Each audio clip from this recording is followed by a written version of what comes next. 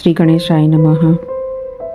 लोगों में गणेश पूजन का बहुत महत्व है। कोई भी पूजा की जाए सबसे पहले गणेश जी की पूजा की जाती है। प्रत्येक महीने में कृष्ण पक्ष की चतुर्थी को व्रत रखा जाता है, बहुत लोग रखते हैं। उस दिन गणेश जी की पूजा की जाती है, उसको चौथ बोलते हैं, गणेश चौथ बोलते हैं, और ये 12 महीना के होते हैं। तो आइए आज द्वितीय मंथ वैशाख मास की कथा करते।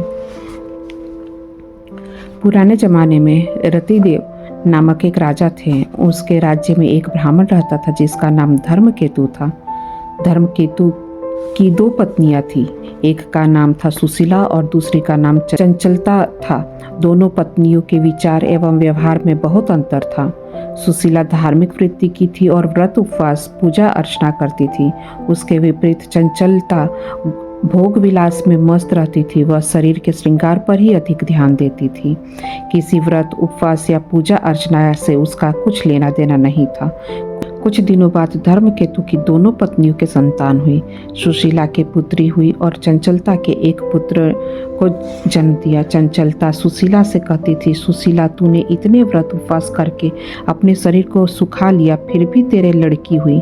मैंने कोई व्रत उपवास या पूजा अर्चना नहीं की, फिर भी पुत्र को जन्म दिया।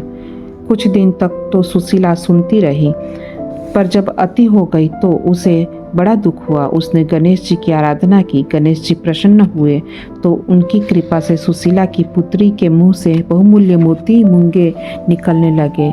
एक रूपवान पुत्र भी उसने जन्मा। सुशीला का ऐसा सौभाग्य जगा तो चंचलता के मन में जलन होने लगी। उसने सुशीला की बेटी को कुएं में गिरा दिया, पर सुशीला पर तो गणेश जी की कृपा थी। उसकी बेटी का बाल भी बाका नहीं हुआ और वह सकुशल कुएं से निकाल ली गई। यही श्री गणेश जी की कृपा सब पर बनी रहे। जो भी कथा सुन रहा है, व्रत रख रहा है, सब पे श्री प्रथम पूज्य गणेश जी की कृपा बनी रहे। ओम श्री गणेशाय नमः।